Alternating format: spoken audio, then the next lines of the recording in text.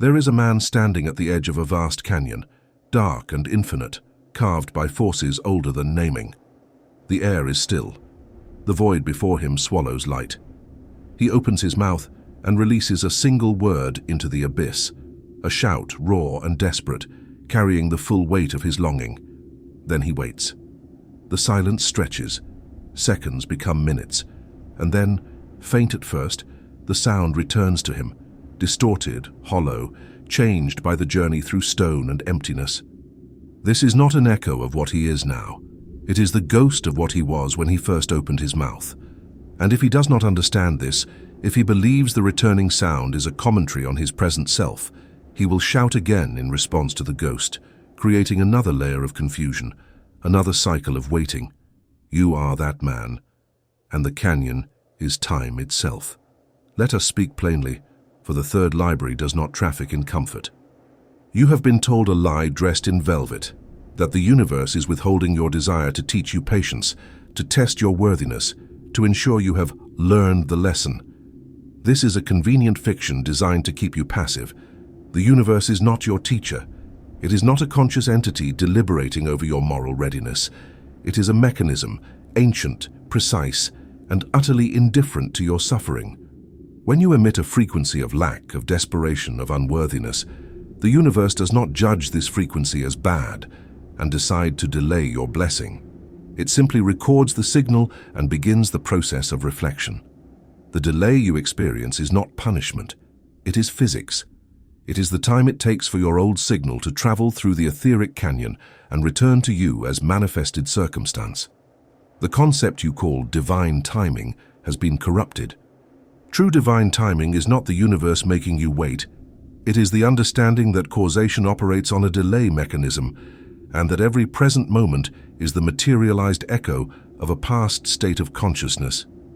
When you grasp this, you stop asking, "Why is God testing me?" and start asking, "What signal did I send into the void 6 months ago that is now arriving as my current reality?" This shift in question is the first fracture in the prison wall. You are not being tested. You are being reflected, and the reflection is always delayed. The masses do not understand this, and so they remain trapped in what the ancients called the wheel, endlessly reacting to echoes, which generates new signals of reaction, which in turn create new echoes of reaction. It is a feedback loop of suffering, and it runs on ignorance of the mechanism. You have lived inside this wheel. You have felt its grinding repetition. But today, you step off. Today you learn the mechanics of the echo, and you learn why your current reality, your empty bank account, your isolation, your stagnation, is not a reflection of your current power. It is the rotting fruit of a tree you no longer tend. Let me name the mechanism so that you may recognize it in the architecture of your days. The echo. Your present circumstances are not happening to you in real time. They are the delayed return of signals you broadcast weeks, months, sometimes years ago. That apartment you cannot afford? It is the echo of the person who once stood in fear, vibrating at the frequency of not enough. That person no longer exists in consciousness. You have changed, you have studied, you have tried to shift, but the universe has not yet caught up. The signal is still traveling back. You are living in the gap between emission and return, and because you do not understand this gap, you interpret the returning poverty as evidence that your new thoughts are not working. So you panic, you doubt, and in that panic you emit a fresh signal of lack, which guarantees that 6 months from now you will still be standing in the same canyon, screaming at the same ghost. This video is not motivation. Motivation is for those who believe effort alone moves mountains. This is revelation. This is the technical manual for a law that has been operating since the first breath of creation, whether you believed in it or not. The law does not care about your belief. It cares about your sustained frequency. And right now you are fighting a battle against an enemy that no longer exists, a phantom version of yourself that dissolved months ago, but whose echo still haunts your bank account, your relationships, your mirror. You are shadowboxing, and every punch you throw at the shadow sends a new ripple into the etheric canyon, ensuring the shadow will return again and again and again. I will teach you how to stop fighting the ghost. I will teach you how to emit a new sound, one so pure, so absolute in its frequency, that when it returns it will shatter the old reality like glass under pressure. But you must first accept the premise that your current life is not your life. It is a museum exhibit of who you used to be. You are the curator, mistaking the exhibit for the present. Step away from the glass, stop reacting to the artifacts. The real work begins in the space between the shout and the echo, the space where the new signal is forged in silence, in defiance of all evidence, in the absolute certainty that the canyon always returns what you give it. Always, without exception, without mercy, and without delay that isn't accounted for in the mechanics of time itself. The stars you see tonight are already dead. This is not poetry. This is astronomy. When you lift your eyes to the heavens and marvel at the light of a distant sun, you are not witnessing the present moment of that star. You are witnessing its past, a beam of light that has traveled for millions of years to reach your retina. The star that emitted that light may have collapsed into a black hole eons ago, its matter compressed into a singularity, its existence erased from the present structure of the cosmos. Yet you see it burning. You see it radiant. You see it alive. And if you did not understand the mechanics of light speed and distance, you would believe the star is still there, still burning, still real. You would make decisions based on dead information. You would navigate by ghosts. This is your life. The poverty you see in your bank account today is not the result of your current consciousness. It is the dead light of your past self, the self who vibrated in fear, who believed in scarcity, who looked at the world through the lens of limitation. That self emitted a signal. That signal traveled through the medium of time, through the etheric field that binds thought to matter, and it is only now arriving as your manifested circumstance. You are looking at a dead star and calling it your reality. You are navigating by the light of a sun that no longer exists in the constellation of your consciousness. And because you do not understand this delay, you react to the dead light as if it were a current truth. You panic. You despair. You take action from a place of lack, and in doing so, you emit a new signal of fear, fresh, potent, charged with the electromagnetic intensity of survival panic. This new signal of fear does not cancel out the old one. The universe does not operate on a system of cancellation. It operates on a system of accumulation and sequence. Your new fear signal enters the queue. It begins its own journey through the canyon of time. And 6 months from now, when it returns to you as manifested circumstance, you will be standing in an even deeper pit of scarcity, wondering why your affirmations did not work, why your vision boards gathered dust, why the law of attraction failed you. The law did not fail. You simply did not understand that you were reacting to dead light, and in that reaction you guaranteed the continuation of the very pattern you sought to escape. You fed the echo with your attention. And the echo, indifferent and precise, grew louder. The ancients understood this principle, though they encoded it in myth and symbol to protect it from the profane. They spoke of Orpheus descending into the underworld to retrieve his beloved Eurydice with one commandment: do not look back. The moment he turned to see if she followed, she vanished, pulled back into the realm of shadows. This is not a story about trust. It is a technical manual for manifestation. Looking back is the act of giving attention to the old reality, the dead light, the echo of lack. The moment you turn your gaze to verify whether the new reality is following you out of the underworld of poverty, you collapse the quantum waveform. You anchor yourself back into the frequency of doubt, and the new reality, still forming in the etheric field, still coalescing from thought into matter, dissipates. It returns to the void. Not because you were unworthy, but because you looked back. You reacted to the dead star. Let me make this unbearably clear, for clarity is the sword that severs illusion. Every time you check your bank account with anxiety, you are looking at a dead star and treating it as a living sun. Every time you feel the sting of loneliness and conclude, I am unlovable, you are interpreting the echo of an old frequency as a present truth. Every time you see the evidence of lack in your 3D reality and adjust your inner state to match it, you are navigating by light that is already extinct. And the cruelest part, the part that keeps you trapped in the wheel, is that this act of looking back feels rational. It feels like realism. It feels like you are simply acknowledging what is.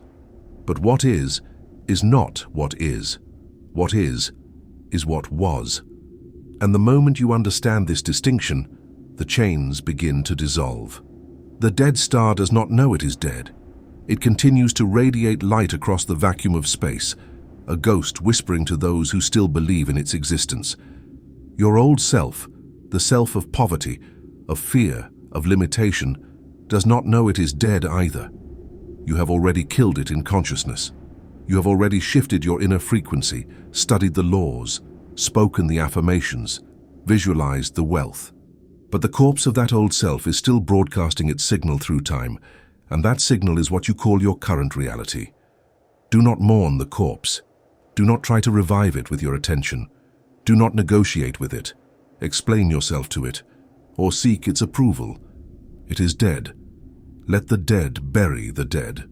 Your task now is to hold the frequency of the new self with such unwavering intensity that when its signal finally completes the journey through the canyon, when the echo of your new frequency finally returns, it will obliterate every trace of the old light. The universe is not slow. Time is not the enemy. The lag between cause and effect is not a flaw in the system. It is a feature. It is the training ground where initiates learn the difference between reacting and creating. The masses react to dead light and call it wisdom. The initiate creates new light and waits in the dark, knowing the canyon always sends back what you send in. Always. But the masses cannot wait in the dark. They need immediate verification. They need the new reality to appear instantly, to confirm their worthiness, to soothe their doubt. And when it does not appear, because the signal is still traveling, they conclude the law is broken. They return to the frequency of lack. They look back. And Eurydice vanishes into shadow once more, not because the underworld is cruel, but because the one who sought her could not master the art of holding a frequency in the absence of evidence. You are not most people. If you were, you would not be here in the third library, reading words that most would dismiss as esoteric nonsense. You have felt the pull of something deeper. You have sensed beneath the surface of consensus reality a mechanism, a law, that operates with the precision of mathematics and the indifference of gravity. That law is the echo. And the moment you stop reacting to the dead light of your past self, the moment you withdraw your attention from the poverty that is already extinct in the dimension of consciousness, you step into the sacred gap, the space between emission and return, where the master works in silence, forging a new signal with the raw material of absolute certainty. This is not faith. Faith implies doubt held at bay. This is knowing. This is the arrogance of the alchemist who looks at lead and sees gold, not because he hopes it will transform, but because he understands the formula. The dead star teaches you this. What you see is not what is. What you see is what was, and what will be is determined not by what you see but by what you sustain in the invisible realm of frequency. The lag is not a test. It is not the universe asking, "Do you really want this?" It is simply the distance between the shout and the echo. And if you fill that distance with doubt, with reaction, with the frantic energy of checking whether it's working, you corrupt the signal. You send mixed frequencies, and the universe, being a perfect mirror with a delay function, will reflect that mixture back to you. Part abundance, part lack, part hope, part despair, a fragmented reality that matches the fragmentation of your sustained frequency. You will live in chaos not because chaos is your destiny, but because chaos is what you sustained in the gap. The initiate learns to live in the gap with the stillness of a monk and the certainty of a tyrant. He does not check the mailbox. He does not refresh the bank account. He does not ask his friends if they see evidence of change. He sits in the dark canyon, having released his new shout into the void, and he waits, not with the anxiety of hope, but with the calm of someone who knows the physics. He knows the echo always returns. He knows the distance is fixed. He knows that every moment spent reacting to the dead light is a moment spent emitting a fresh signal of the old frequency. So he starves the old echo. He refuses to give it the oxygen of his attention. And in that refusal, in that act of supreme discipline, he cuts the cord. The old signal completes its journey, returns as manifested circumstance, and finds no one home. The man who emitted it no longer exists. And so the echo, having no frequency to anchor to, dissipates. The dead star finally dies in your perception because you have stopped looking at it. This is the physics of stagnation. You are locked in a battle with a ghost, mistaking the echo for the enemy. The enemy is not out there. The enemy is the act of looking back. The enemy is the moment you treat the 3D world as a source of information about your power, rather than a delayed reflection of a frequency you have already moved beyond. Break this pattern, and you break the wheel. Ignore the dead light. Hold the new frequency. Understand that the lag is not evidence of failure. It is evidence that the law is working. The echo is traveling back to you. It is inevitable. It is already done. Your only task now is to ensure that the signal you sustain in this gap is the signal of the reality you demand, not the reality you are leaving behind. The canyon does not care which signal you send, but it will return what you give it, with the precision of a mirror and the indifference of a mechanism that has been operating since before the first star ignited in the void. Now we must speak of the trap, the mechanism by which intelligent, disciplined, spiritually educated people remain locked in cycles of lack despite their knowledge of the law. This is not a failure of the law. This is a failure to understand the feedback loop of reaction. You have been taught to observe your reality and take inspired action. These instructions, when misunderstood, become the chains that bind you to the very poverty you seek to escape. Let me illustrate the trap, so that you may see it operating in your own life, perhaps even in this very moment as you listen to these words. You look at your bank account. It shows a number that causes your chest to tighten. That tightness is not neutral. It is a frequency. It is a signal. And the moment you feel that signal of fear, of panic, of not enough, you have just emitted a fresh wave into the canyon. The masses do not realize this. They believe that fear is just an emotion, a reaction to circumstance, a byproduct of reality, something that happens to them rather than something that happens through them. But fear is not passive. Fear is creative. Fear is a signal of immense power, and the universe does not distinguish between the frequency of fear and the frequency of love. It does not ask, is this a good feeling or a bad feeling? It only asks, what is the sustained vibration? And if the sustained vibration is fear, fear of losing your apartment, fear of remaining alone, fear of being exposed as a fraud, then the universe takes that frequency and begins the process of materializing circumstances that will match it. Not because the universe is punishing you for feeling fear, but because the universe is a mirror. It reflects frequency, and frequency includes fear. Here is where the trap closes around you. You know this, you have read the books, you have watched the videos, you have studied Neville, studied Joseph Murphy, studied the Kybalion.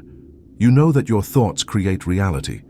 So when you feel the fear, when you see the empty bank account and your chest tightens, you immediately try to correct the feeling. You say an affirmation, you visualize wealth, you force a smile, you perform the ritual of positivity. And you believe in that moment that you have intercepted the negative signal and replaced it with a positive one. But you have not. Because the act of correcting the feeling is itself rooted in reaction. You are still operating from the premise that the 3D reality is real, that the empty bank account is a problem that needs solving, that your fear is justified because the evidence confirms it. And so beneath the affirmation, beneath the forced smile, the core frequency remains. I am in lack, and I am trying to get out of it. This trying to get out of it frequency is one of the most insidious signals you can emit, because it feels like progress. It feels like you are doing the work. It feels like you are applying the law. But the law does not respond to effort. The law responds to assumption. And the assumption embedded in trying to fix my reality is the assumption that the reality needs fixing, which presupposes that the reality is real, is current, is a reflection of your present power. But it is not. It is the echo. It is the dead light. And by reacting to it, by attempting to fix it, by engaging with it as if it were a living thing, you give it the only power it has, your attention. You feed the echo. And the echo, now nourished by your fear and your frantic correction attempts, grows stronger. It sends out its own signal, a signal that says, I'm afraid of lack, and I'm fighting against it. And that signal, like all signals, will travel through the canyon of time and return to you as more lack, more struggle, more evidence that you are trapped. The error of the masses is this. They believe that feeling bad about poverty is natural, even appropriate, and that the solution is to feel better. But feeling better is not the solution if it is still anchored in the premise of lack. True transmutation is not about feeling better about your poverty. It is about withdrawing all significance from the poverty itself. It is about looking at the empty bank account with the same emotional neutrality you would bring to looking at a photograph of a stranger. The photograph does not threaten you. It does not define you. It is simply an image on paper, a record of something that happened in a moment that is already gone. Your current 3D reality is that photograph. It is a snapshot of who you were. And the reason you are trapped is because you keep picking up the photograph, staring at it, analyzing it, feeling about it, and in doing so, you anchor yourself to the frequency of the moment the photograph was taken. Let me go deeper, for this is the level at which the mechanism operates. Every time you react to the echo, you enter into agreement with it. In the language of the manuscript, this is called the binding. You bind yourself to the old frequency by acknowledging it as truth. The universe, operating as a neutral mirror, interprets your acknowledgement as a vote, a declaration of allegiance. It says, this human is still vibrating at the frequency of lack. I will continue to reflect that frequency. It does not matter that you are also saying affirmations, visualizing wealth, scripting abundance. Those are surface actions. The core frequency, the frequency beneath the words, is still, I am in lack and I am afraid. And the core frequency is what the universe reflects, always, without exception. The affirmations are the clothing you wear to a wedding. The fear is the body beneath, and the universe does not look at your clothing. It looks at your body. This is why people spend years in the manifestation community and still struggle. They learn the techniques, they apply the methods, they do the meditations, the visualizations, the affirmations, but they do all of this from a place of reaction. They do it because the 3D reality frightened them into action. They do it because they saw the dead star and mistook it for a living sun. And so every action, every technique, every visualization is contaminated by the premise of lack. It is an attempt to escape, and the frequency of escape is the frequency of imprisonment. You cannot escape a prison by affirming you are free while still believing the bars are real. You must first understand that the bars are the echo, the dead light, and that your true self is already beyond them, already standing in the reality you desire, already emitting the signal of abundance. The prison is not real. It is a photograph, and you have been trying to escape a photograph.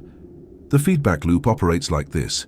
See evidence of lack, feel fear, emit signal of fear, receive future evidence of lack, see that evidence, feel more fear, emit stronger signal of fear, receive even stronger future evidence of lack. It is a spiral, tightening with each rotation, pulling you deeper into the very reality you seek to escape. And the cruelest irony is that your efforts to escape, your affirmations, your visualizations, your desperate applications of the law, often become part of the loop itself, because they are rooted in the premise that the lack is real and must be corrected. The initiate sees this loop and does something that appears to the masses to be insane. He stops trying to escape. He stops reacting. He looks at the evidence of lack and withdraws all emotional charge from it. He treats it as a ghost. And in doing so, he steps out of the feedback loop entirely. This withdrawal of emotional charge is not suppression, it is not denial, it is not toxic positivity, it is technical precision. It is the understanding that the 3D world is not a source of information about your power. It is a delayed reflection of a frequency you have already moved beyond. And if you continue to treat it as a source of information, if you continue to let it dictate your emotional state, your actions, your inner assumptions, you will never break the loop. You will remain in the wheel, reacting to echoes, generating new echoes, forever chasing a horizon that recedes at the exact speed you approach it. This is the hell of the unawakened, not fire and brimstone, but an endless loop of reacting to dead light, mistaking the echo for the voice of God, and wondering why the prayers go unanswered. The prayers go unanswered because the prayer itself is often a signal of lack. Please give me money presupposes I do not have money. Please send me love presupposes I am not loved. And the universe, being a perfect mirror, reflects the presupposition, not the words. It gives you more of the state you are praying from, not the state you are praying for. This is why the mystics spoke of prayer as thanksgiving, not supplication. When you thank the universe for wealth before it appears in your 3D reality, you emit the signal of someone who already has wealth. You step into the state, you occupy the frequency, and the universe, indifferent and precise, begins to reflect that frequency back to you. But if you are thanking the universe while simultaneously checking your bank account with anxiety, you are emitting a mixed signal. And mixed signals produce mixed results, or more commonly, they cancel each other out, leaving you in stagnation, trapped in the gap between two frequencies, unable to fully materialize either one. The trap of reaction is so seamless, so woven into the fabric of your daily experience, that you do not even recognize it as a trap. You believe you are simply responding to reality, making rational assessments, taking responsible action. But every response, every assessment, every action taken from the premise that the echo is real is a vote for the continuation of the echo. You are feeding the beast that is devouring you, and the beast does not care that you are trying to kill it with affirmations. It cares only that you are giving it attention, which is the same as giving it food. Attention is the currency of creation. Where you place your attention, energy flows. Where energy flows, matter forms. And if your attention is locked on the evidence of lack, even if that attention is framed as, "I need to fix this," you are ensuring that lack remains the dominant frequency in your field. The solution is not to feel better about lack. The solution is to become utterly, ruthlessly indifferent to it, to look at the empty bank account and feel nothing, to see the evidence of loneliness and remain unmoved. Not because you are suppressing pain, but because you understand that pain is your response to the echo, and the echo has no power except the power you give it by believing it is real. The moment you withdraw belief, the echo loses its anchor. It completes its journey, arrives in your 3D world and dissipates because there is no corresponding frequency in you to sustain it. You have already moved on. You are already emitting the new signal. And that new signal, clean and uncontaminated by reaction, travels through the canyon with the purity of a bell's toll. And when it returns, it will shatter the old reality like sound shatters glass. This is the error of the masses.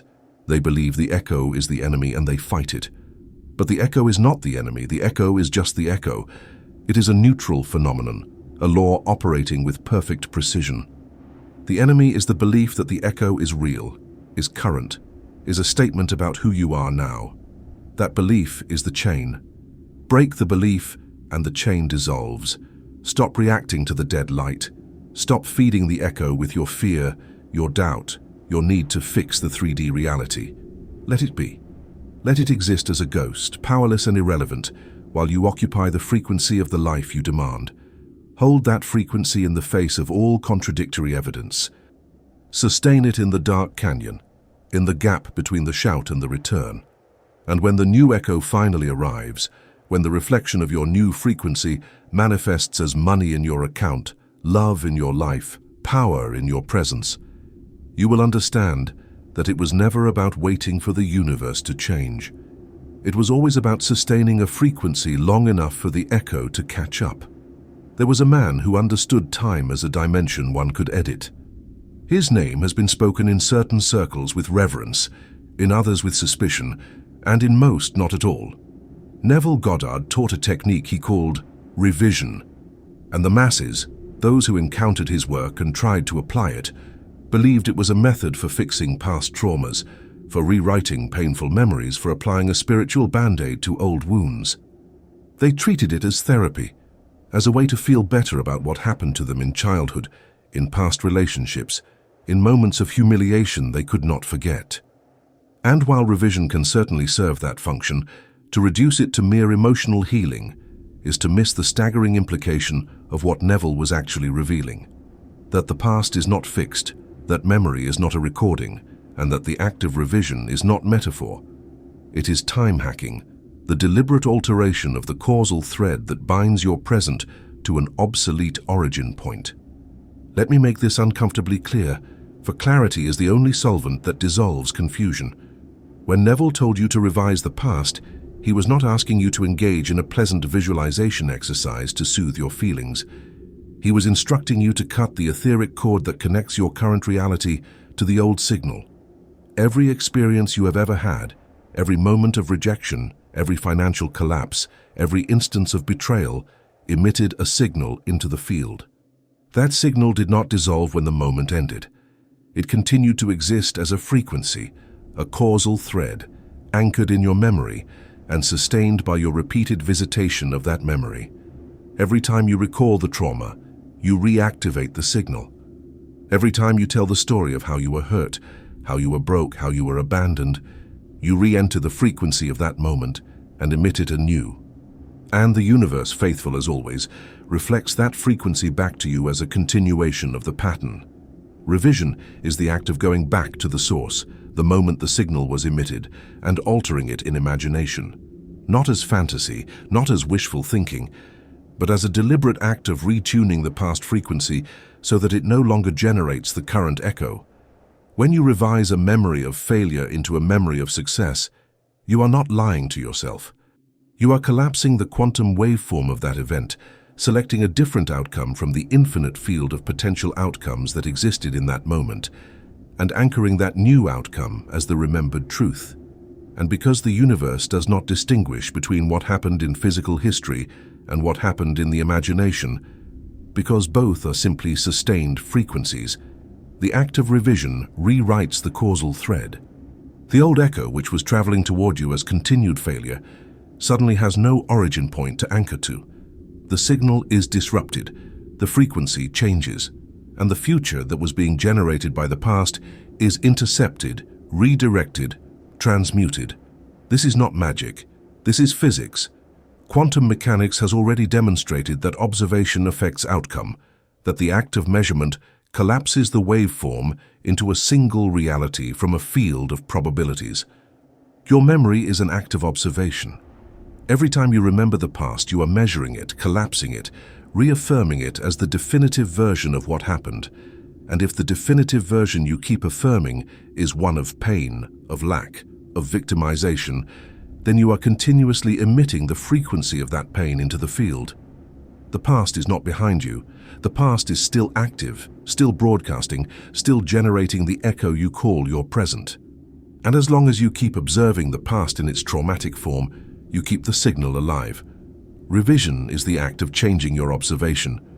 You return to the memory and observe a different outcome, and in that new observation, the old signal is overwritten. The echo changes. The future changes. Not because you wished it, but because you technically altered the frequency at its source. Neville spoke of this in parables, in biblical language, in stories that could be dismissed as metaphor by those not ready to receive the transmission. But the initiates understood. When he said, "Assume the feeling of the wish fulfilled," he was not telling you to pretend you are happy. He was telling you to occupy the frequency of the desired outcome with such totality that the old frequency has no space to exist. And when he said, "Revision is the pruning shears of your garden," he was revealing that the past is not a fixed structure. It is a living vine that continues to grow fruit in your present, and if the fruit is poisonous, you must go back to the root and cut it. Not physically, not literally, but etherically in the dimension where frequency determines form. You cut the root by revising the memory. You select a different reality from the infinite field. You anchor it in imagination. And the universe, operating on the law of assumption, begins to reflect the new frequency as if it had always been the truth. The connection between revision and the echo is this. The echo you are experiencing now, the poverty, the loneliness, the stagnation, is not just the result of your current thoughts. It is the cumulative result of every unrevised trauma, every unhealed memory, every past moment of lack that you continue to reactivate by remembering it in its painful form.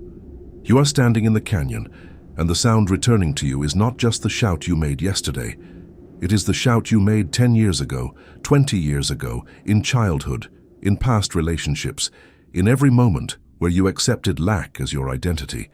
And as long as those old signals remain active, as long as the memories remain unrevised, they will continue to generate echoes, regardless of how many affirmations you say in the present. You are trying to shout a new sound into the canyon, while the old sounds are still reverberating. The result is cacophony. The result is mixed signals. The result is stagnation. Revision is the silencing of the old sounds. It is the act of going back to the moment the limiting belief was born, the moment you were told you were not enough, the moment you failed and internalized it as identity, the moment you were betrayed and decided love was not safe, and rewriting the scene in imagination. Not as escapism, not as denial, but as a technical adjustment to the frequency at its origin point. You reimagine the scene with the outcome you wish had occurred. You feel the emotions of that new outcome as if they were real. You anchor the new version in your nervous system, in your subconscious, in the etheric field. And then, and this is critical, you release the old version. You stop telling the story of what happened. You stop visiting the memory in its traumatic form. You let it dissolve, and as it dissolves, the signal it was emitting dissolves with it. The echo that was returning as continued failure suddenly has nothing to return to. It arrives in your present and finds no frequency to anchor to, and so it dissipates. Like smoke in wind, and the space it occupied is now available for the new echo, the echo of your revised past, your new frequency, your true identity, to manifest. The Chronos Manuscript states, "Time is not a river that flows in one direction. Time is a canvas, and the master paints over the old images until only the desired reality remains visible." This is what Neville was teaching. This is what the mystery schools encoded in their rituals of death and rebirth. The initiate does not carry the past into the future. The initiate revises the past until it no longer generates an undesirable future. And the tool of revision is not hope. It is not wishful thinking. It is disciplined imagination, the use of mental images as a chisel to carve new grooves in the record of memory, so that when the needle of consciousness plays the record, it produces a different sound, a new echo, a new reality. But here is where most fail. They revise once, feel a sense of relief, and then return to the old memory the next day, re-traumatizing themselves, reactivating the old signal. Revision is not a one-time event. It is a practice. It is the continuous reselection of the preferred reality until the old reality no longer has any charge, any power, any presence in your field. You must revise the memory until the revised version feels more real than the original. You must return to it again and again, not obsessively, but with the calm repetition of a craftsman sanding wood, until the surface is smooth, until the splinters are gone, until the old shape is unrecognizable. And when you have done this, when the revised version has become the only version your subconscious recognizes, the echo changes. The future changes. The canyon begins to return a different sound because you have finally stopped shouting the old one. This is the bridge to Goddard. You cannot change your future without changing your past. Not because the past happened, but because the past is still happening every time you remember it. The past is not behind you. The past is a signal you continue to emit through the act of remembering. And as long as you remember yourself as the victim, as the failure, as the one who was not chosen, you emit the frequency of lack. You broadcast it into the field. And the universe, being a mirror with a delay, reflects it back to you as a continuation of the story. Revision is the act of changing the story at its source. It is the realization that memory is not truth. It is simply a selected frequency from the infinite field of potentials. And if you can select one frequency, you can select another. You are not rewriting history. You are selecting a different history from the infinite versions that exist in the quantum field. And the version you select, if sustained in imagination, becomes the version the universe reflects. Neville understood that the past is the prison. Not because of what happened, but because of the story you keep telling about what happened. The story is the chain. The memory is the lock. And revision is the key. But the key only works if you actually turn it. If you revise the memory once and then return to the old story, the lock remains closed. You must revise until the old story no longer exists in your field, until the only version of the past that your subconscious can access is the version where you were loved, where you succeeded, where you were chosen, where you were abundant. When that becomes the only accessible memory, the frequency shifts, the echo shifts, and the canyon begins to return the sound of the life you revised yourself into, because that is now the only sound you are emitting. The old sound, the trauma, the lack, the victimhood, has been overwritten. It no longer exists in the dimension of frequency, and if it does not exist in frequency, it cannot manifest in form. This is time hacking. This is the secret Neville whispered to those who had ears to hear. The past is not fixed. The future is not predetermined. Both are flexible to the will of the one who understands that reality is a frequency, and frequency can be changed through the disciplined use of imagination. The masses believe they are slaves to their history, that the past defines them, that they must carry the scars forward into every new relationship, every new opportunity, every new moment. The initiate knows better. The initiate knows that the past is simply a signal, and signals can be revised. The initiate picks up the chisel of imagination, returns to the record of memory, and carves new grooves. And when the record plays again, it produces a different sound, a different echo, a different life. Not because the universe granted them a miracle, but because they understood the mechanism and applied it with the precision of an engineer adjusting a frequency on a control panel. The universe does not care what you manifest. It only cares what frequency you sustain. Revise the past and you change the frequency at its source. Change the frequency at its source, and the echo has no choice but to change. This is the law. This is the bridge. This is the way out of the loop. Now we must address the subtlest trap of all, the trap that ensnares even those who know the law, who understand the echo, who practice revision with discipline. It is the trap of waiting, not the obvious waiting, the passive hope that sits on a couch and expects the universe to deliver. No, this is the insidious waiting, the kind that disguises itself as faith, as patience, as trust in divine timing. It is the waiting of someone who says, "I am doing the inner work. Now I wait for it to manifest." And this waiting, though it appears spiritual, is the very signal that keeps the manifestation perpetually at a distance. Let me name this state with precision. It is the frequency of separation, and separation is the antithesis of manifestation. When you are waiting for something, you are affirming that the something is not here. Waiting is an energetic posture of absence. It is the feeling state of "I am here, and the thing I desire is there, and I am waiting for it to arrive." This seems logical. This seems like patience. But the universe does not respond to logic. It responds to feeling. And the feeling of waiting is the feeling of lack. It is the feeling of incompleteness. It is the feeling of "I do not have," dressed in the language of spirituality. You may be saying affirmations. You may be visualizing.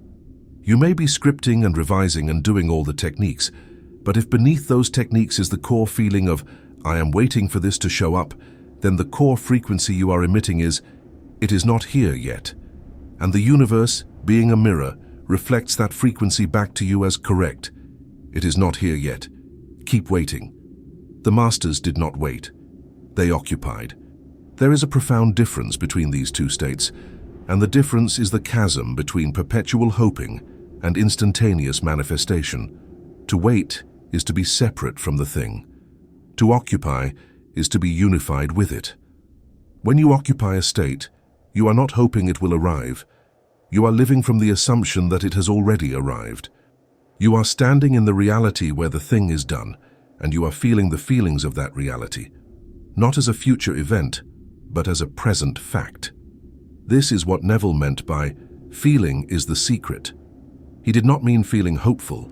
He did not mean feeling positive. He meant feeling the specific emotional texture of the wish fulfilled, the relief, the satisfaction, the quiet certainty, as if it were already accomplished. Not, "It will be accomplished." Not, "I am working towards it." But it is done. This distinction is everything. When you occupy the state of the wish fulfilled, you are no longer emitting the frequency of desire. Desire, by definition, implies lack. To desire something is to affirm that you do not have it, and the universe, reflecting your sustained frequency, gives you more of the experience of not having it. It gives you more desire, more longing, more waiting. The initiate transcends desire by moving into the state of assumption. Assumption is the feeling of already having. It is the end of the journey, experienced in the middle of it. It is the art of collapsing time by refusing to acknowledge the gap between intention and manifestation. You do not wait for the echo to return. You assume it has already returned. You live from that assumption, and the universe, which only knows your sustained frequency, begins to reflect the assumption as physical fact. But how does one occupy a state when the 3D reality screams the opposite? How does one feel wealthy when the bank account is empty? How does one feel loved when the bed is cold? This is the question that separates the masses from the masters. The masses need evidence before they believe. The masters believe and the evidence follows. The masses say, "Show me, and then I will have faith." The masters say, "I have faith, and therefore it is shown." The mechanism here is radical. You must be willing to feel the reality of your desire in the complete absence of physical confirmation. You must be willing to stand in the canyon, having shouted the new sound, and feel the emotions of the echo's return before the echo has physically returned. This is not delusion. This is the technical application of the law of assumption. Neville told a story of a woman who wanted to be married. She did not wait for a man to appear. She did not date, did not search, did not pine. Instead, every night before sleep, she assumed the feeling of being a married woman. She wore a ring on her finger. She slept on one side of the bed, as if her husband occupied the other. She felt the weight of his presence, the warmth of his love, the security of being chosen. She did this not as pretend, but as practice of the state. She occupied the frequency of a married woman so fully that the state of being single became an increasingly distant memory, even though the physical world had not yet confirmed the shift. And then, inevitably, because the law does not fail, the physical reality rearranged itself to match her sustained assumption. A man appeared, circumstances aligned, the proposal came. Not because she waited for it, but because she stopped waiting. She occupied the state, and the state materialized. This is the teaching encoded in every mystery tradition: as within, so without. Not as without, so within. The external does not dictate the internal. The internal dictates the external. And the internal is your sustained feeling, your occupied state, your core assumption about who you are and what is true for you.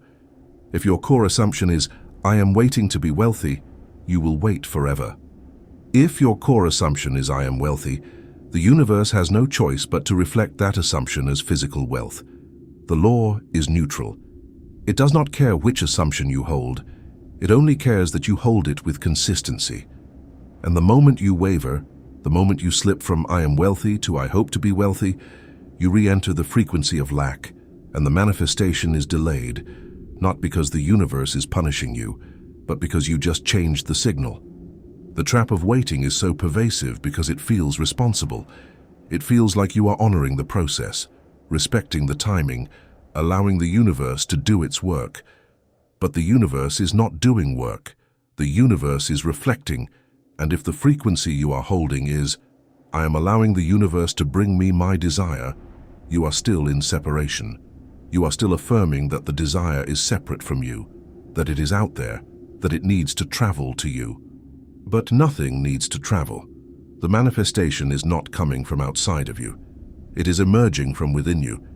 It is the materialization of the frequency you sustain. And if you sustain the frequency of waiting, you will forever be in the state of waiting, because that is the state you are affirming. The initiate practices the art of assumption until it becomes second nature. He does not wait for proof. He does not check the 3D world to see if it is working. He occupies the state with such unwavering commitment that the state becomes his identity. And when the state becomes identity, the universe has no option but to conform the external world to match it. This is not arrogance. This is mechanics. You are not demanding that the universe obey you. You are simply aligning with the law that states, consciousness creates form, and the form will always match the consciousness. If your consciousness is I am waiting, the form will be things to wait for. If your consciousness is it is done, the form will be done things.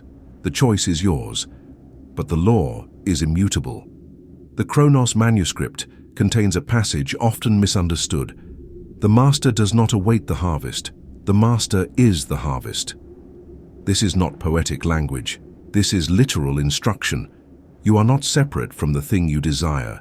You are the thing, in frequency form, waiting to materialize. And the materialization does not happen when you finally become worthy, or when the timing is right, or when you have suffered enough to deserve it. The materialization happens when your frequency matches the frequency of the desired reality so completely that there is no distinction between inner and outer.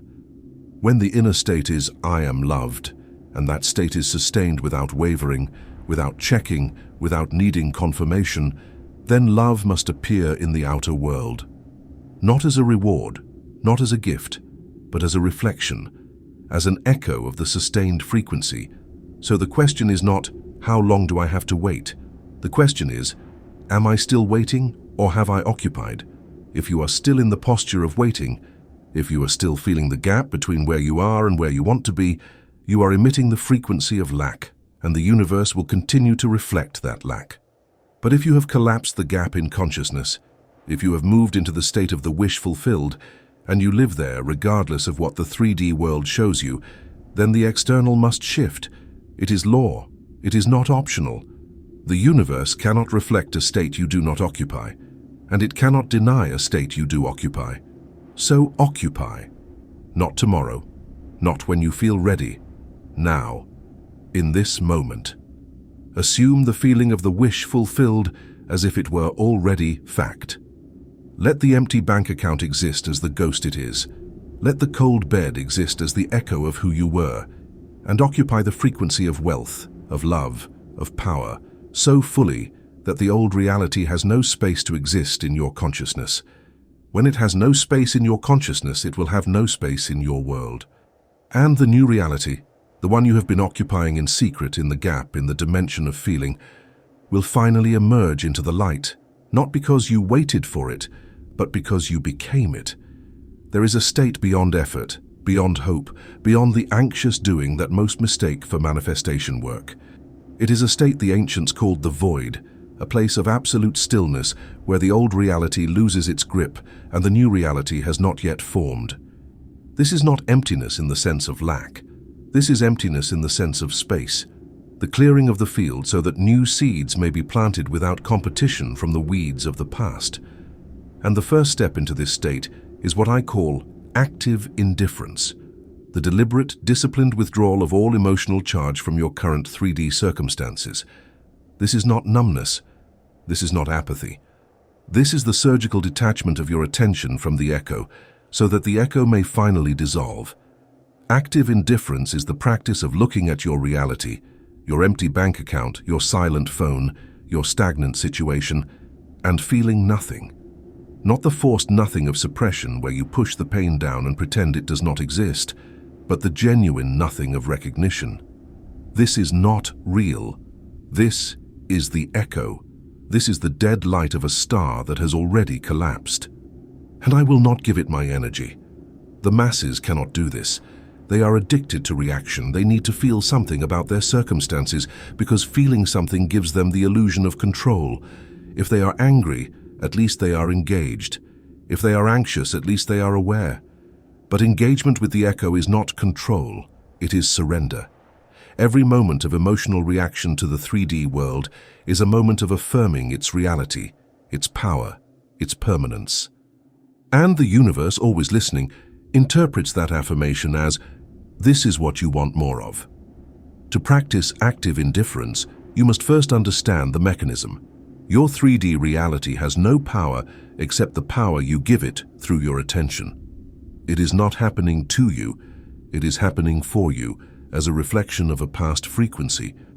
But if you continue to give it your attention, if you continue to feel about it, react to it, make decisions from it, you reactivate the frequency that created it.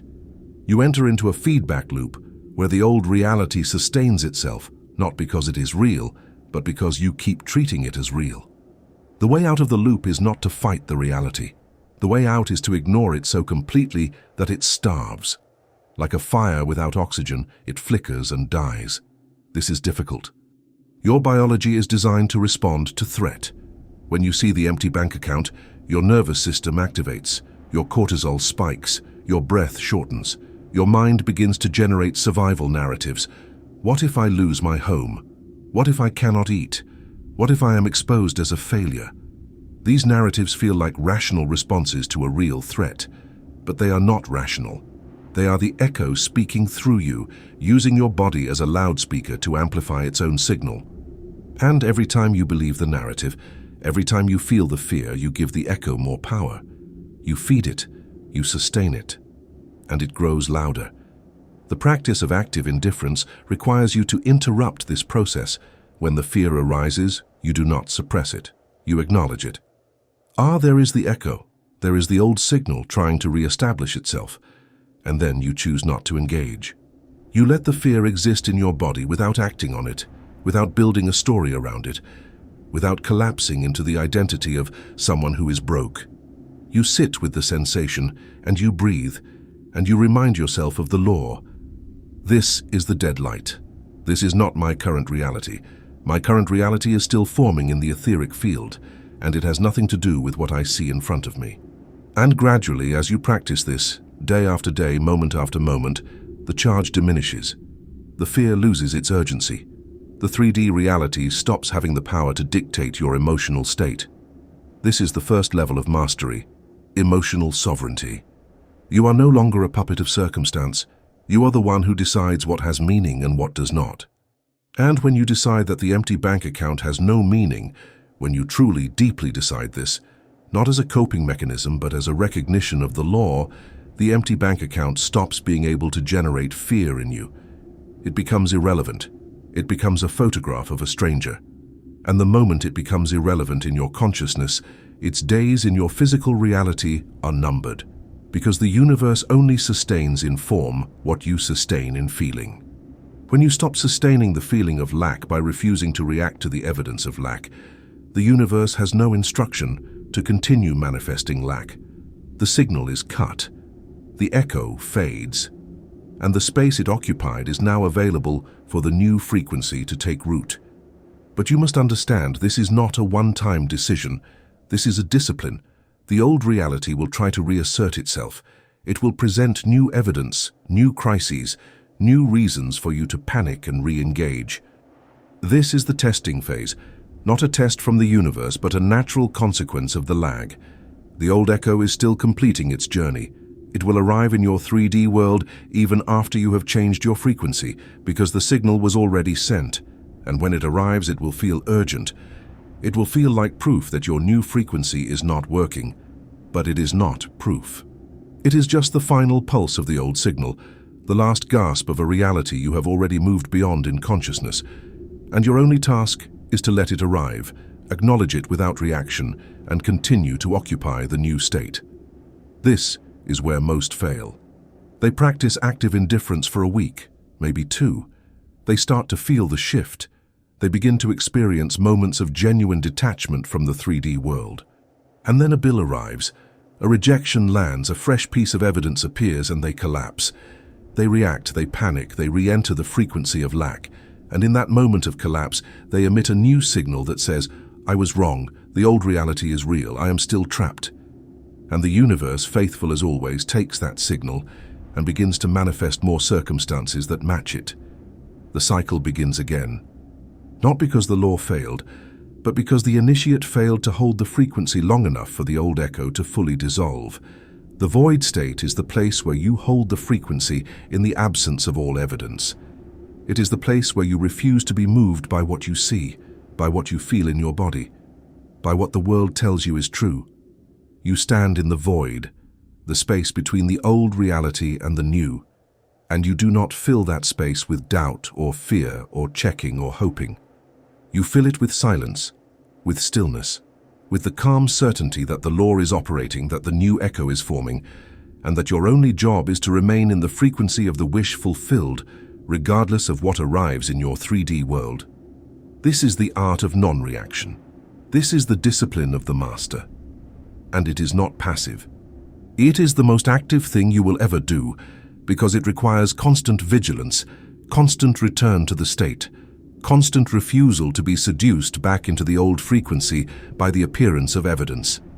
The Chronos Manuscript teaches, the alchemist does not react to the lead. The alchemist knows the lead is already gold in potential, and so he treats it as gold, even while it still appears as lead. This is the practice. You are the alchemist. Your 3D reality is the lead. And your refusal to react to it, your practice of active indifference, is the heat that transmutes it.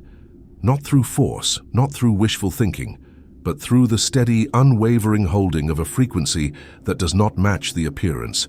Hold the frequency and the appearance must change. This is law, but you must hold it in the void, in the gap, in the dark canyon, without needing the echo to return before you believe. The belief comes first, the evidence follows, never the reverse. Now we arrive at the mechanism by which the old reality dies, starvation. Not the starvation of the body, but the starvation of the echo.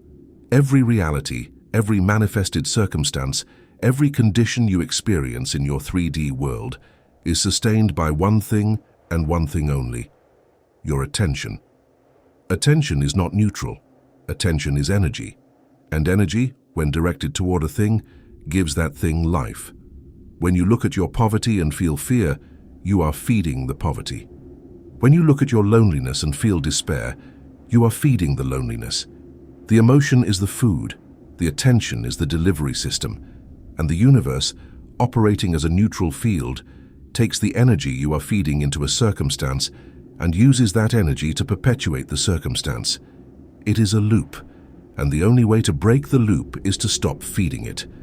This is what the masters understood, that the masses do not. You cannot destroy a reality by fighting it. You can only destroy it by withdrawing your attention from it so completely that it has nothing left to sustain itself. Imagine a fire. If you want the fire to go out, you do not yell at it. You do not negotiate with it. You do not try to convince it to stop burning. You simply remove the oxygen. Without oxygen, the fire dies. It has no choice. It is not a moral decision. It is physics. Your 3D reality operates on the same principle. Without your attention, without your emotional engagement, your fearful checking, your anxious planning, the old reality has no fuel. It flickers, it weakens, and eventually it dissolves because there is no sustained frequency to keep it in form. But here is the trap. Most people, when they try to ignore their problems, do so from a place of avoidance. They look away not because they understand the mechanism, but because looking hurts. They are still afraid. They are still giving the problem power in their consciousness, even if they are not looking at it directly. This is not active indifference. This is suppression. And suppression does not starve the echo, it feeds it in shadow. The fear is still there, churning beneath the surface, emitting its frequency into the field. And the universe reflects that frequency, regardless of whether you are consciously aware of it. True indifference is not looking away. True indifference is looking directly at the problem and feeling nothing, because you recognize it as the echo, as the dead light, and you know that engaging with it emotionally is the same as agreeing to its reality. The practice then is this. When the evidence of lack appears, when the bill arrives, when the phone stays silent, when the opportunity falls through, you observe it. You do not pretend it is not there. You see it. You acknowledge it. And then you make a choice. This is the echo. This is the delayed reflection of a frequency I have already moved beyond.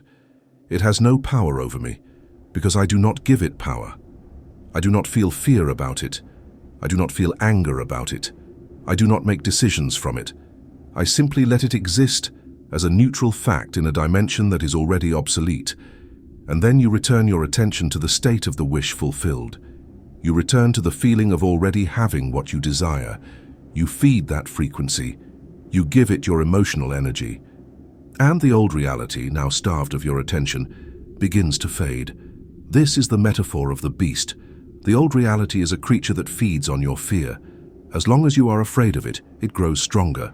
As long as you are obsessed with it, checking it, analyzing it, trying to fix it, you are feeding it a steady diet of emotional energy, and it thrives.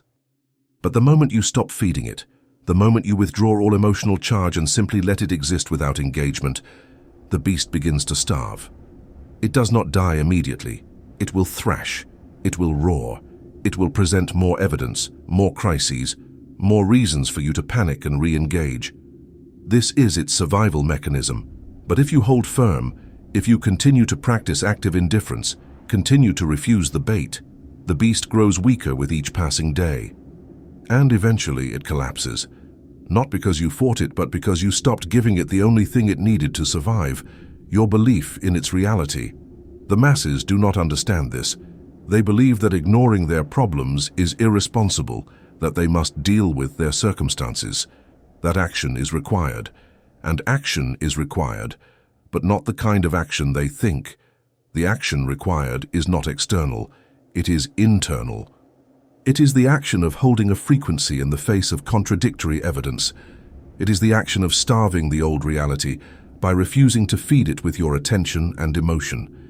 This is the hardest work you will ever do, because it goes against every instinct, every societal teaching, every well-meaning voice that tells you to face reality and be practical. But the initiate knows. The reality they want you to face is the echo. And facing the echo, engaging with it, reacting to it, planning around it, only gives it more life. The way out is not through engagement. The way out is through deliberate, disciplined disengagement. The Chronos Manuscript states, "That which you feed grows. That which you starve withers." The master knows this, and so he feeds only the reality he desires, even when the old reality screams for his attention. This is the practice. Feed the new, starve the old. Do not engage with the evidence of lack, no matter how compelling it appears. Do not let the echo trick you into believing it is real, is current, is a reflection of your power. It is not. It is a ghost. And ghosts only have power if you believe in them. Stop believing. Withdraw your faith from the old reality. Place it entirely in the new frequency, and the old reality, deprived of the only fuel that sustained it, will dissolve. Not because you wished it away, but because you starved it into non-existence by refusing to give it the energy it needed to remain in form. The silence is not the end. The silence is the preparation. You have starved the old echo. You have withdrawn your attention from the dead light. You have practiced active indifference until the 3D world no longer has the power to dictate your emotional state. You have created space. And now, in that space, you must emit the new signal. This is not hoping. This is not wishing. This is the deliberate, sustained broadcasting of the frequency of your desired reality, as if it were already accomplished fact. This is what Neville called feeling as fact, and it is the final step in the alchemical process. The step where the lead becomes gold, where the invisible becomes visible, where the frequency becomes form. Let me be clear about what this means. You are not trying to feel good about your future. You are not visualizing what you hope will happen. You are stepping into the emotional and sensory experience of the wish already fulfilled, and you are living there. Not for 5 minutes during meditation, not when it feels convenient, but as a sustained state of being, a baseline frequency that runs beneath every action, every thought, every moment of your day. When you occupy the frequency of the wish fulfilled, you do not think about the desire. You think from the desire. You do not see yourself becoming wealthy. You see yourself as wealthy. You do not feel the longing for love. You feel the presence of love, the warmth of being chosen, the security of being held. And you sustain this feeling not as fantasy, but as the technical emission of the signal you demand the universe to reflect. This is where the masses fail most catastrophically. They practice the techniques, but they practice them as techniques, as tools separate from themselves, as actions they perform in the hope of getting a result. But the universe does not respond to techniques. It responds to your core assumption, your sustained frequency, your baseline feeling about who you are and what is true. And if your baseline feeling is still, I am someone trying to manifest wealth, you are emitting the frequency of lack. If your baseline feeling is still, I am someone hoping for love, you are emitting the frequency of loneliness. The desire embedded in your practice is the poison. It is the signal that keeps the thing at a distance. The way to collapse the distance is not to desire it. The way is to assume it, to feel it, to live from it, as if it were already done. The mechanism here is precise. The universe is a mirror, but it is not a mirror of your words, your visualizations, your affirmations. It is a mirror of your dominant feeling. And your dominant feeling is revealed not by what you say, but by what you assume to be true when you are not consciously trying to manifest. What do you assume about money when you are not reciting affirmations? What do you assume about love when you are not visualizing your ideal partner? That assumption, that unconscious baseline frequency, is what the universe is reflecting. And if that assumption is still rooted in lack, in separation, in I don't have yet, then the universe will continue to reflect circumstances that match that frequency. The outer world will not shift until the inner assumption shifts. And the inner assumption only shifts when you practice feeling as fact with such consistency that the new feeling becomes the default, becomes the baseline, becomes the unconscious truth you operate from even when you are not thinking about it. This requires a level of commitment most are not willing to give.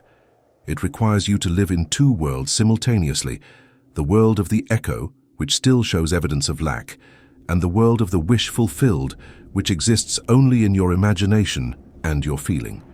And you must give your allegiance entirely to the second world. You must treat the imagined reality as more real than the physical reality. You must feel the emotions of success, of wealth, of love, with such intensity and consistency that the physical world begins to feel like the illusion. This is not delusion. This is the technical application of the law that states, consciousness creates reality. Your consciousness is your sustained feeling. Change the feeling, sustain the change, and the reality has no choice but to follow. But how does one sustain the feeling when the 3D world screams the opposite? This is the question of the initiate. And the answer is practice. Deliberate, disciplined practice. You begin each day by assuming the feeling of the wish fulfilled. Before you check your phone, before you open your eyes, you lie in bed and you feel it. You feel the wealth in your body. You feel the love in your chest. You feel the power in your presence. You do not visualize it happening in the future. You feel it as present fact. I am wealthy, I am loved, I am powerful. Not I will be, not I am becoming, but I am. Present tense, absolute, non-negotiable. And you anchor this feeling in your nervous system by breathing into it, by allowing it to flood your body, by letting it become the dominant frequency of your morning. Then, throughout the day, as the 3D world presents its evidence of lack, you do not react. You return to the feeling. Someone cuts you off in traffic. Return to the feeling of the wish fulfilled. A bill arrives. Return to the feeling. The phone stays silent. Return to the feeling. You are not suppressing the external circumstances. You are simply refusing to let them dictate your internal state. You acknowledge them as the echo, the dead light, and you return your attention to the new frequency. Again and again, moment by moment. This is the work. This is the discipline. And it is not glamorous. It is not exciting. It is the quiet, relentless practice of choosing the desired frequency over the default frequency over and over until the desired frequency becomes the default. At night, before sleep, you seal the day by returning to the feeling once more. You do not review the problems of the day. You do not analyze what went wrong. You simply occupy the state of the wish fulfilled and fall asleep in it.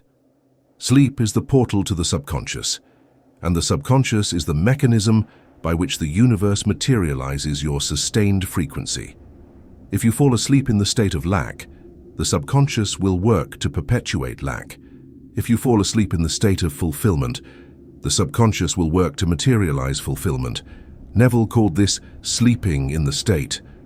And it is one of the most powerful techniques in the manuscript because the subconscious is most receptive in the moments before sleep.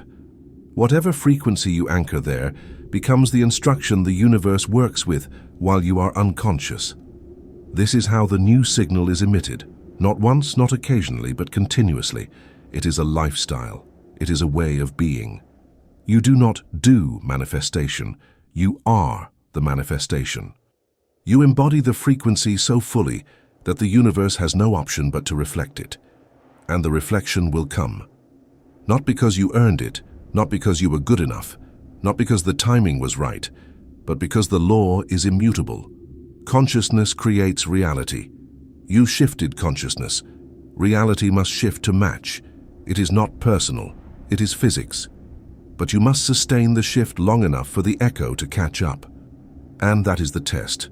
Not a test of worthiness, but a test of consistency. Can you hold the frequency in the absence of evidence? Can you sustain the feeling when the world tells you it is not real? Can you emit the new signal into the canyon and trust that it will return, even when the old echo is still reverberating around you? The masses cannot. They emit the new signal for a day, maybe a week. They feel good. They feel hopeful.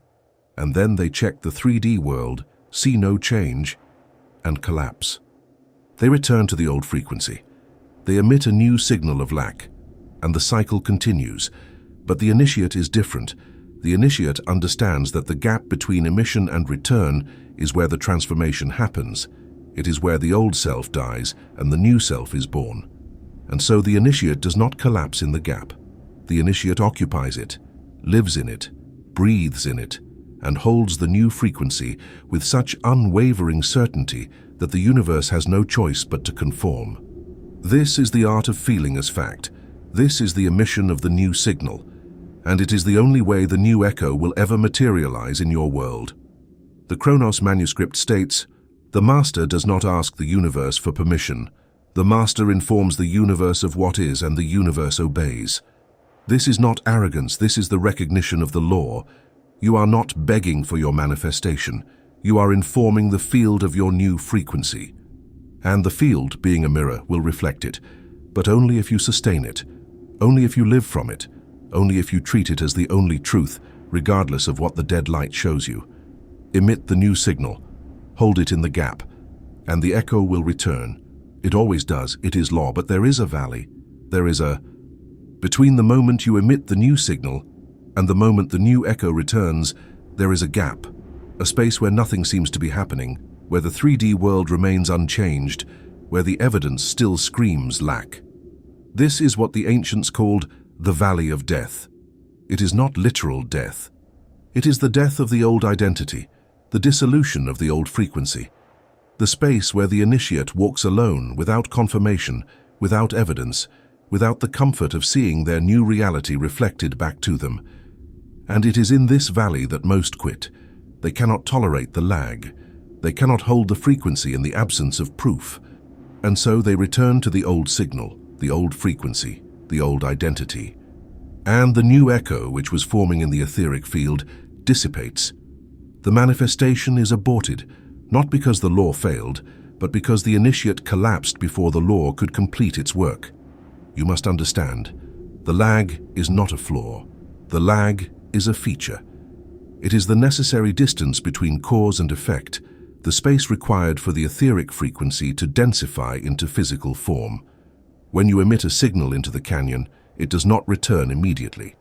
It travels through the medium of time, through the layers of the field, gathering momentum, attracting the circumstances and opportunities and people that will materialize it in your 3D world. But this process takes time, not because the universe is slow, but because matter is dense, and the conversion of frequency into matter requires a sequence of alignments. The law is instantaneous in the dimension of consciousness, but its physical manifestation is delayed by the mechanics of the 3D plane. And this delay is where the test occurs. Not a test from the universe does not test, but a test of your own commitment to the new frequency. Can you hold it when there is no evidence? Can you sustain it when the world tells you it is not working? Can you walk through the valley with blind faith, knowing that the echo is traveling back to you, even though you cannot see it, cannot hear it, cannot feel it yet? This is the walk of the Master. And it is not easy. Every day in the valley, the old reality will present new evidence. Bills will arrive, opportunities will fall through, the phone will stay silent, and each piece of evidence will feel like proof that your new frequency is not working, that the law is broken, that you are a fool for believing. But the evidence is not proof. The evidence is the old echo, still completing its journey. It is the final pulses of the frequency you have already moved beyond. And your only task is to let it complete its journey without reacting to it, without collapsing into it, without using it as a reason to return to the old frequency. The initiate sees the evidence and says, "This is the past. This is the echo. It has nothing to do with my present frequency." And then the initiate returns to the feeling of the wish fulfilled, again, and again, and again. This is the discipline of the valley. This is the art of non-reaction in the face of contradictory evidence. And it is the single most important skill you will ever develop as a conscious creator. The Chronos Manuscript warns, "The initiate who collapses in the valley forfeits the manifestation." Not as punishment, but as physics. The signal must be sustained until the echo returns. If the signal is interrupted, the echo dissipates. This is the law. You cannot emit the signal for a week and then return to doubt. You cannot hold the frequency for a month and then collapse when the bill arrives. The frequency must be sustained without interruption until the physical reality shifts to match it. And the shift will come, not when you think it should, not when you hope it will, but when the frequency has traveled through the necessary layers of the field and completed its materialization. The timing is not in your control, but the frequency is. Hold the frequency, walk the valley, and the echo will return. Most do not make it through the valley because they are looking for signs. They are checking the 3D world daily, hourly, searching for evidence that it is working. And when they do not see the evidence, they panic. They conclude the law is failing, and they return to the old frequency. But the law is not failing. The law is operating with perfect precision. The delay is not evidence of failure. The delay is evidence that the signal is still traveling. And the moment you collapse in the valley, the moment you return to the old frequency, you cut the signal. You abort the process. And the universe, which was in the process of materializing your new reality, stops. Not because you were unworthy, but because you stopped emitting the signal. You changed the instruction. And the universe, being a faithful mirror, begins to reflect the new instruction. Lack. So the command for the valley is this: do not look for signs. Do not check the 3D world. Do not measure progress by external circumstances. The external is always the past. It is always the echo of an old frequency. Your task is to hold the new frequency in the invisible dimension of feeling, regardless of what the visible dimension shows you. Live in the invisible, sustain the frequency, and trust that the visible will eventually conform. It must, it is law. But you must walk the valley without needing the visible to confirm the invisible. You must have faith in the mechanics. You must know with absolute certainty that the echo is returning even when you cannot see it yet. This is the faith of the Master, not hope, not wishful thinking, but knowing. The kind of knowing that comes from understanding the law so deeply that you do not need evidence to believe. You believe and the evidence follows. The valley will end. The echo will return. The new reality will materialize, but only if you do not quit in the gap. Walk the valley with the calm certainty of someone who knows the physics. Hold the frequency. Ignore the evidence. And when the new echo finally arrives, when the money appears, when the love manifests, when the opportunity opens, you will understand that it was never about waiting. It was always about sustaining. The universe was not making you wait. Time was simply completing the journey, and you, the initiate, held the signal long enough for the journey to complete. This is the mastery. This is the art. This is the way. Let us now synthesize the wisdom you have received, for the mind must consolidate the transmission before it can integrate into the nervous system and operate as unconscious knowing. You have learned that your current reality, the poverty, the loneliness, the stagnation, is not happening to you in real time. It is the delayed reflection of a signal you emitted in the past. This is the echo. You have learned that the universe is not a conscious entity deliberating over your worthiness. It is a mechanism, a mirror with a delay function, reflecting your sustained frequency without judgment, without preference, without mercy. It does not care if you are good or bad.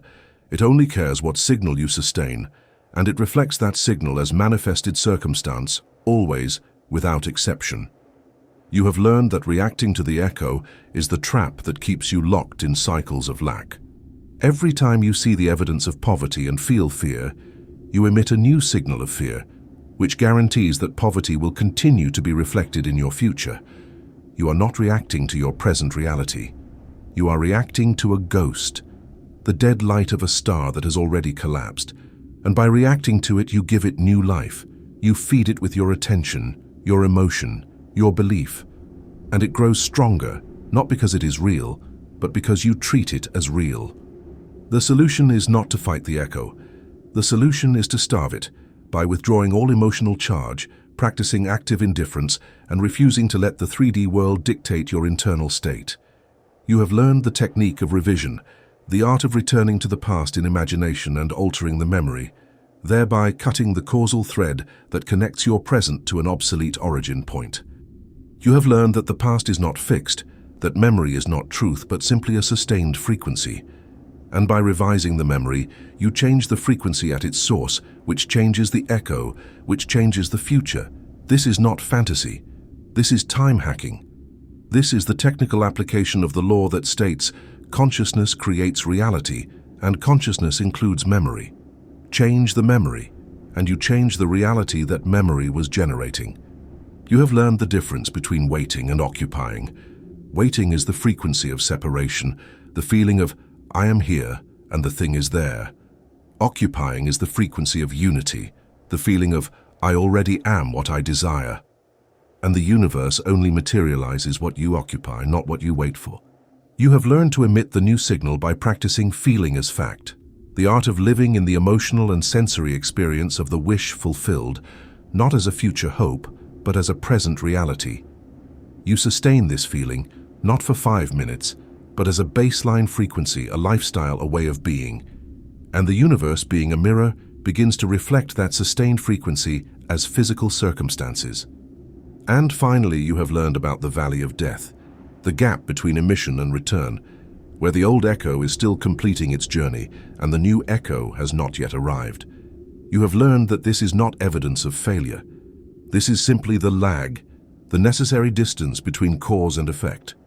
And your only task in the valley is to hold the new frequency without needing evidence, without checking the 3D world, without collapsing into the old frequency when the evidence screams lack. The valley is where the transformation happens. It is where the old self dies and the new self is born. And if you walk it with certainty, with discipline, with absolute commitment to the new frequency, the new echo will return. It must. It is law.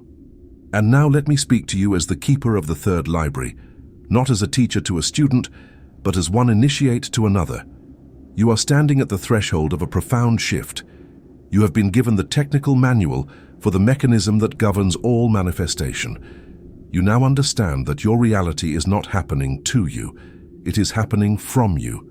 Every circumstance, every condition, every limitation you experience is the echo of a signal you emitted. And if the signal created the circumstance, then a new signal can create a new circumstance. This is not belief. This is physics. And physics does not require your belief to operate. It operates whether you understand it or not, whether you trust it or not, whether you even know it exists or not. But now you know, and with knowing comes responsibility. You can no longer claim ignorance. You can no longer say, I did not know reality worked this way. You know. And the universe does not care whether you apply the knowledge or ignore it. It will continue to reflect your sustained frequency, regardless. But you now have a choice. You can continue to react to the echo, continue to emit the signal of lack, continue to walk the wheel of suffering that the masses walk. Or you can step off the wheel. You can practice active indifference. You can emit the new signal. You can walk the valley with faith. And you can materialize a reality that most will call impossible. Not because it is impossible, but because most do not understand the mechanism. The Chronos Manuscript contains a passage that has been passed down through secret lineages for centuries, never written in full, always whispered from master to initiate. But I will speak it here because you are ready.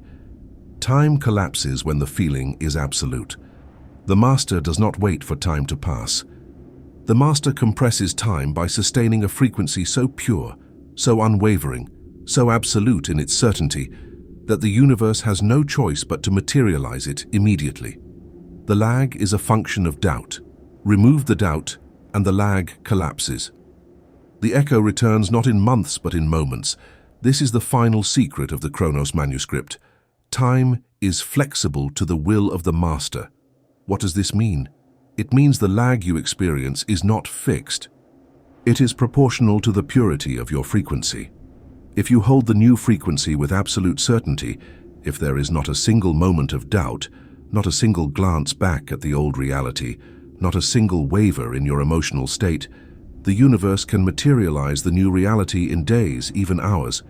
But if you doubt, if you check, if you collapse into fear when the evidence does not appear immediately, you extend the lag. You stretch time. You keep the echo at a distance. The lag is not the universe making you wait. The lag is you making yourself wait, by not sustaining the frequency with absolute purity. This is why the masters seem to manifest instantly. It is not because they are special, chosen, or favored by some divine force. It is because they have mastered the art of absolute assumption. They do not hope. They do not wish. They do not try. They simply assume the reality is already done, and they hold that assumption without a single crack, without a single moment of doubt. And the universe, having no option but to reflect the sustained frequency, collapses time and materializes the reality immediately. This is the final level of mastery. This is the state beyond technique, beyond effort, beyond discipline. This is the state of pure being, where you are the reality, and the reality is you, and there is no separation, no lag, no waiting. There is only instantaneous reflection. But most are not ready for this level. Most still need the discipline, the techniques, the daily practice of returning to the state. And that is fine. The law operates at whatever level you are capable of sustaining. If you can hold the frequency for a month before you waver, the manifestation will come in a month. If you can hold it for a week, it will come in a week. And if you reach the state of absolute assumption, the state where doubt is not even a possibility, it will come immediately. The timeline is in your hands. The universe is not controlling it. You are. And you control it by the purity and consistency of your sustained frequency. So do not despair if the manifestation does not arrive instantly. Do not conclude the law is failing if you walk the valley for weeks or months. The lag is not evidence of failure. The lag is evidence that you are still learning to hold the frequency with absolute purity. And as you learn, as you practice, as you refine your ability to sustain the state without waver, the lag will shorten. The echo will return faster.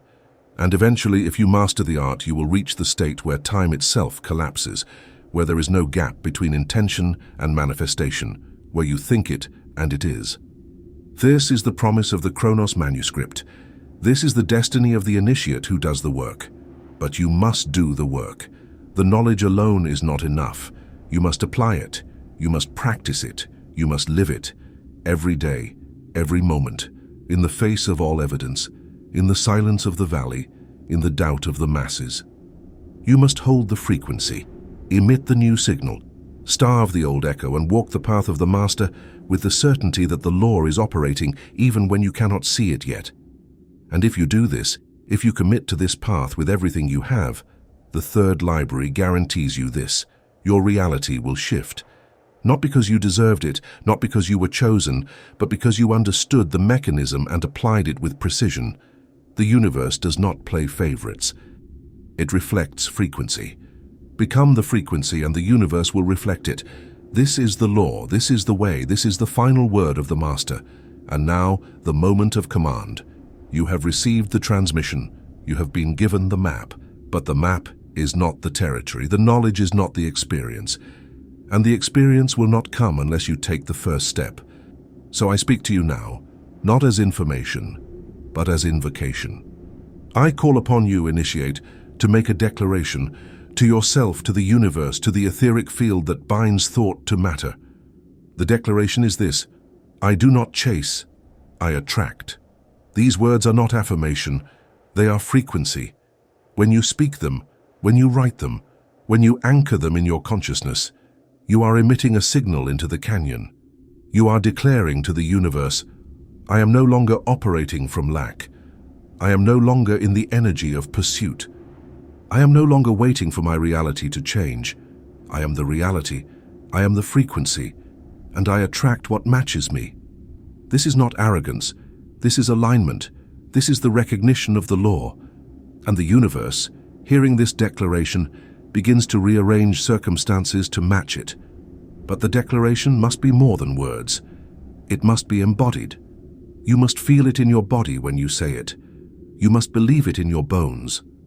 You must let it reverberate through your nervous system until it becomes your baseline frequency. I do not chase, I attract. Not, I will attract. Not, I hope to attract. But, I attract. Present tense, absolute, non-negotiable. This is the frequency of the master.